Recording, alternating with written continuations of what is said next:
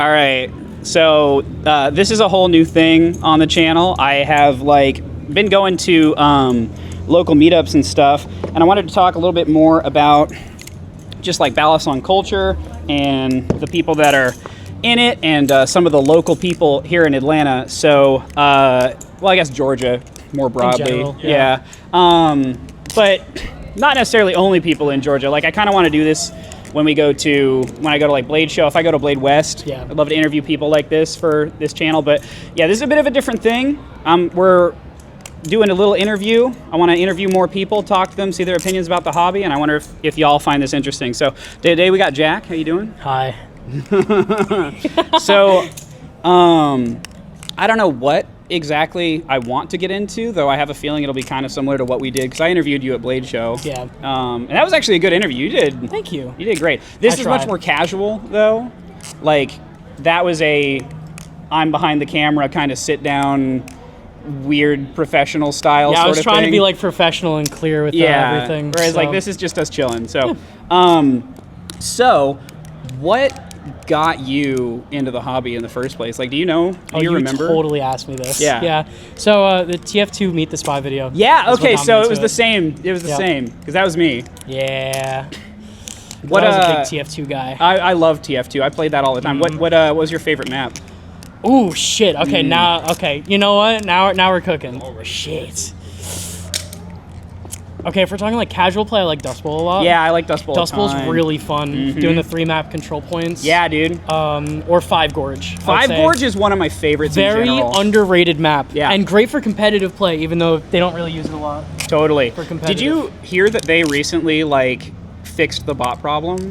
No, they didn't. Did they not? No. They said they basically made it better. Okay. Well, I mean, hey, I'll take better. It's better than nothing. It's better than nothing. Yeah. I haven't tried playing it again yet, but I really want to. I haven't either. Every time that I've tried playing it again, it's been just community servers. That's what I do. Yeah, I don't even fuck with just public. Yeah, no, it's not worth it. You can't touch that. Nah.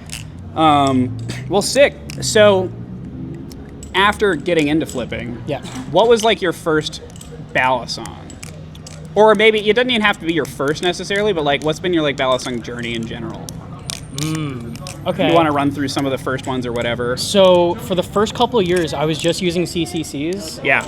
And yes, I think to this day I still kind of hold the idea that CCCs are something that everyone should start on. Oh, totally. If you start on a Kraken, your opinion on everything is so swayed. It's so skewed. It doesn't work. That's very fair. Well, but the thing is that CCCs don't even exist the same way as they did anymore. No. Because you can still get the ones that most people started on at a thrift store. There's no reason to. Yeah, but there's no reason to. It's you can nowadays. It's you can grab a Volp or whatever, or there was the Frank. Well, the Frank was expensive actually. 130. What was the Orion? Yeah. The Orion is one of the best starting points in my opinion. Okay, let's be more specific. When my first couple years of flipping was me buying a $10 Amazon trainer or something from a nearby corner store, right? And then flipping it until it broke, and then buying another one for the first 4 years of my flipping experience. One year, maybe back in 2011, I bought I had done the same thing. It was but it wasn't off of the internet. Usually, it was from there was a place in the town local to me that had $5 Chinese crap, and I would flip it until it fell apart, and that's how I always did it. And one time I ordered a balisong off Blade HQ, one of those, back in the day when they had the really cheap crap on there. Yeah. It was the wooden inlay handle one, or it wasn't a wooden inlay, but it was metal wood handle and then metal again. The Baron Sun. Yeah, that thing literally fell apart on me, and it was sharp and everything. So it shattered in my hands at one point. Garbage. It was terrifying. Trash. So, but I think that's a weirdly formative experience for a lot of the people from our generation. Yeah. That are more It's not a modern experience. It's not a modern experience, no. Which is weird. It's a good and a bad thing, I think. But yeah, it's whatever. My first good balisong was a super old school the One Rep clone. Yeah. And it had, when they used to do the Flytanium trainer blade. I remember that. I had one of those. Yeah, baby. And I flipped that thing for maybe 3 years until I broke every single liner, destroyed every single scale. I did every type of mod you could do to a bally, basically at that time at home. Did you ever anodize it? No. But I did do the little piece of paper you draw with highlighter and then put them under the scales. Yes. Yep. I did. So I had a Benchmade 51 clone originally. Mm-hmm. I eventually got a real 51, but my clone, I anodized the liners on it because it was like, I think it was the one. It had the weird like Zenith trainer blade that didn't have any bushings or anything in it. And so I had that, and I anodized that with the 9-volt method, if you remember that. I do. You plug a bunch batteries. of 9 volts, yeah. Yep. You plug a bunch of 9 volts together to like kind of try to get to the voltage you're going for. Like literally in series on the table, you'd have like 10 9 volts. It was bad. So bad. And then you take alligator clips and you clip it from either end and do that. And dude, it worked. I made a sunset anno on those things. Yeah, no, it does work. It was just really janky and definitely a fire hazard. Yeah. Yeah. Yeah. It's the most dangerous way you could anno a knife, period. So, but you know. Let's see. After that, shit. I got really into the clone market. Yeah. And at that time, clones were very heavily frowned upon. Yep. Like, bad things were said to you if you owned clones. Yeah, people were very mean about it. Yeah. I think because clones, I think, are still a similar level of taboo across, but it's how people treat you. Nowadays, people are like, I get it. But I don't like it. And that's whereas, fine. like, at the time, it was like... You get banned off Jersey Devil, you get banned off Balisong. Well, and you get like called Reddit. things. Yes, you get called awful things, and you get threatened. Yeah. Yeah. We'll stick it at that. I don't want to say terrible shit. Sure. You ruined. But still. Yeah, it was bad. Yeah. But that was me for a while, and then I think around 2019, I started actually getting into like the secondary market. Okay. And from there, it was... buy, sell, trade, and I got to this point where I wasn't investing any more money into the hobby, but my collection was getting a lot bigger and a lot better. I owned a bunch of like rare, cool stuff at the time, really cool collection pieces, and it was just me trying to like get more familiar with flipping and like different experiences and stuff like that. So how would you say your like thought process in terms of what balisongs you buy has changed? Like, what are you looking for nowadays when you're like thinking about what's going in your collection or whatever, and is it different than how you were back then? 100%. Yeah. Before, it was if it looks cool or it's new, I want it. Yeah, and new was a big thing at the time. Yes, it was. Because there wasn't a lot of new stuff, so whenever there was something new, I mean, that's one of the reasons I got the Max Ace Pelican when it first came out, right? Really? Yeah, I snatched that thing up because I was like, this is my one chance. At the time, it really felt like this is my one chance to own a titanium channel balisong, like in general. They were cool, though. Yeah. I like them. Oh, yeah. Well, for me, when I was back doing that stuff, it was just, if it's new or if it looked cool. And then it was whatever. Like, I would either trade for it, I would sell something to buy it, or, buy it retail or buy it secondary, whatever the case may be. Sure. But now it's turned into if it's nostalgic or if it's something I wanted when I was younger and couldn't get my hands on. Yeah. Or if I look at it and I'm like, I know I'm going to like that. Yeah. Because now I'm at a point where I can look at designs and I can usually tell what balance it is. I can usually tell how it's going to flip, which is a really good skill to have, but at the same time, it takes away a little bit of that like wonder and whimsy that flipping used to have. So it's got pros and cons to it, but yeah, it's definitely very different. Cool. Polar opposite, I would say. So what's your experience been like, kind of, I know over time, the community has changed a lot. Yes. So what was your interaction with the community like kind of before, and then how is it different now? So if we're talking at the beginning, absolutely awful. Awful. I got kicked off Jersey Devil. I got banned from the Reddit. I got banned from literally any like social circle of flipping, and made a terrible name for myself for a lot of different reasons. Yep.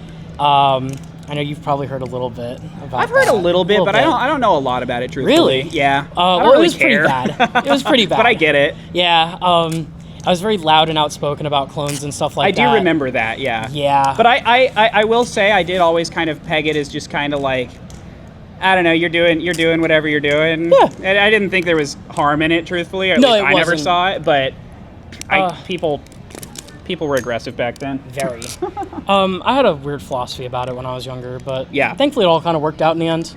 To this day, I still kind of have a weird reputation for some like OG flippers and stuff, but in general, it's a lot better than it used to be. That's good. But yeah, no, the community when I first got in was very hostile, but now it's very like open in like every way imaginable. Yeah. Like every single way. It's not just like open to clones, open to like different identities of people, open to different anything. Like now you could Different be quite literally styles. anything. Yeah. And now you can't get away with being an asshole to someone for doing something weird. Yeah. Unless it's deserved, obviously. Yeah. There I are mean, some people where will, it's like, definitely deserved. Yeah.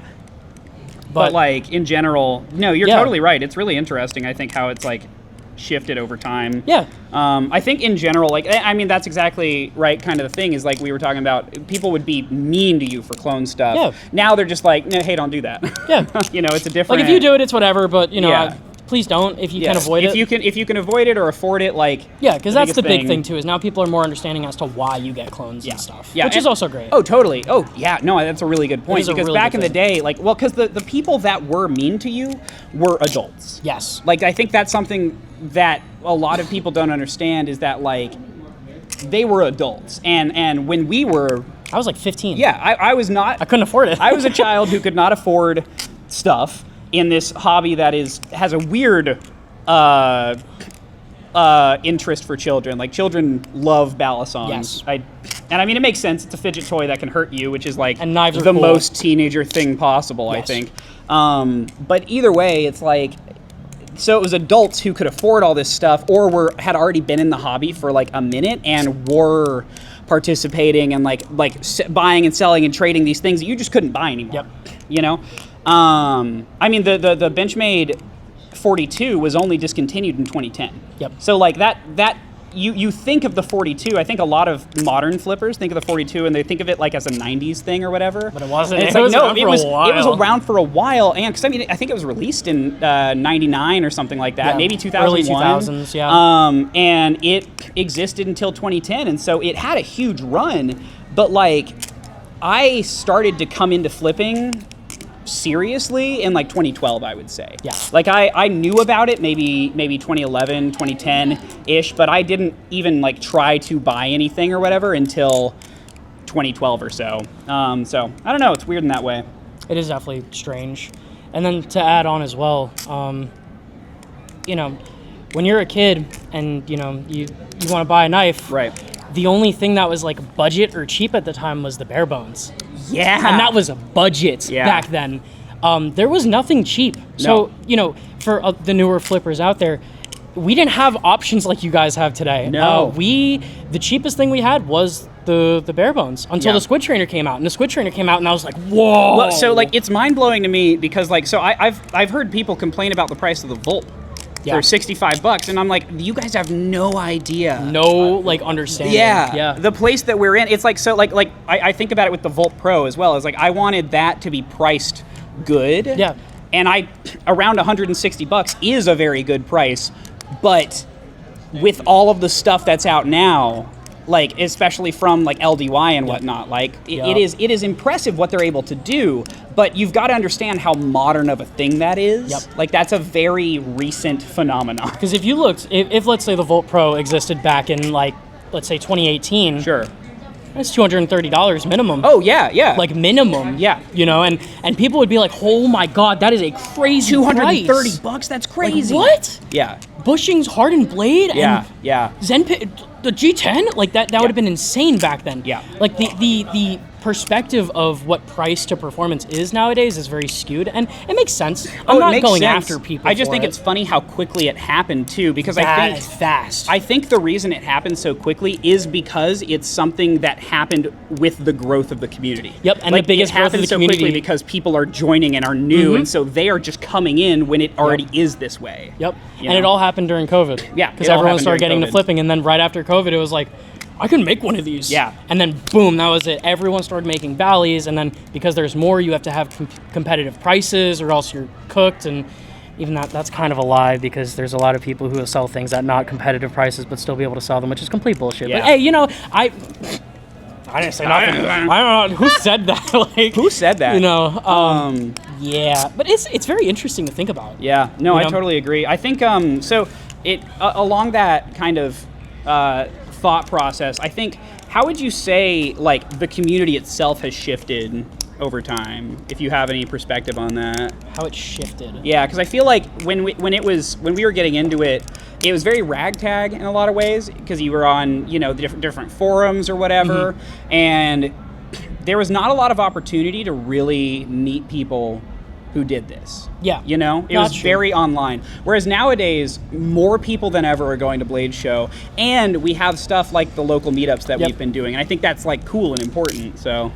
Okay, well in that regard, I would say, if we're talking strictly online and how like the online community has shifted and changed, it's a really weird way of where like we're all in the same like place. Yeah. But it's kind of weird how there's no like tightness to the community, because I remember, bless you, sorry, I remember back in like 2020, 2021, 2019, like that little era, I was in a bunch of different group chats, and like there was a bunch of like just a couple of people, or like they weren't even necessarily like flipping groups, because that was also big back then. Those died off too. There was a lot of people who were like just in group chats just because like, oh, we're all friends, we're all shooting the shit, like why not make a group chat? And that's not a thing really anymore. Like I'm in a couple of group chats, don't get me wrong, but it's and I'm not not saying they don't the same. exist. And not only that, there's a lot of people who are just in group chats and they just lurk. And that, like, back in the day, that didn't exist. If you lurked, you got called out for it. If people were like, yo, we fucking see you looking at the chat, say something. Like there was a lot more like cliques, I would say, and the cliques were very tight, and then from there you got more connections, you met more people, you did collabs and stuff, and it's not like it doesn't happen, it's just not as often. So it's kind of weird. There's a lot more people. It's kind of dissolved a little bit. Like it's become more spread out in weird ways. That I don't. One thing for me that it's felt like is like I really want this hobby to succeed and like, you know, grow the way it needs to and like be sustainable really is the biggest thing. And like that's hard because stuff like this happens where it starts to dissolve or whatever.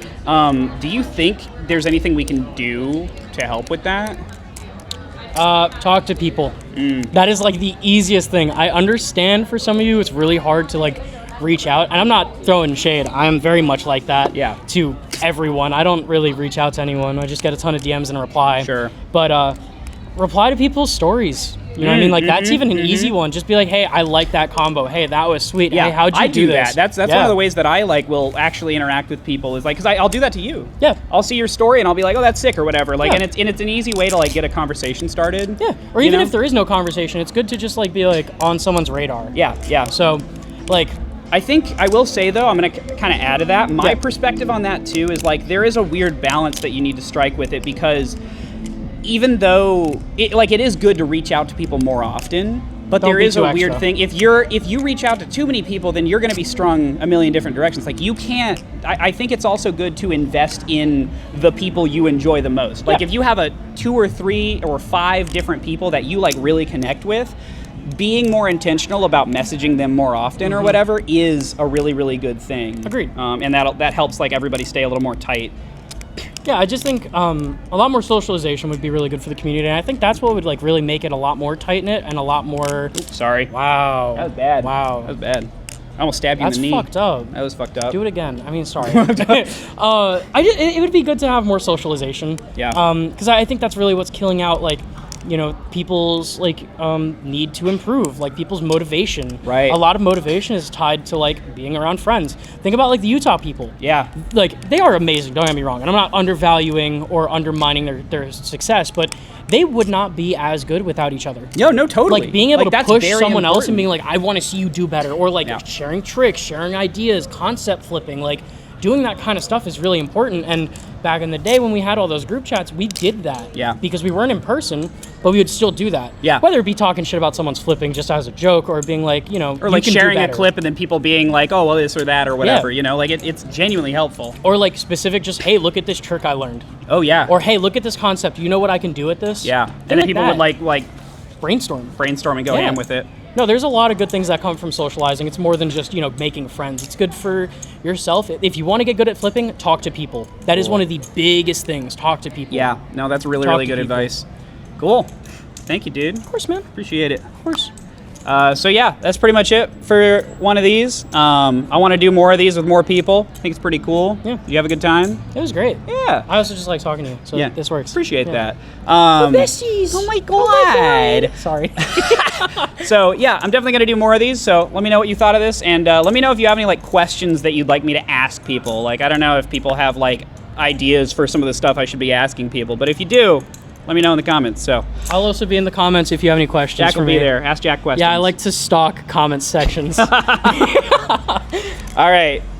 Peace. Bye-bye.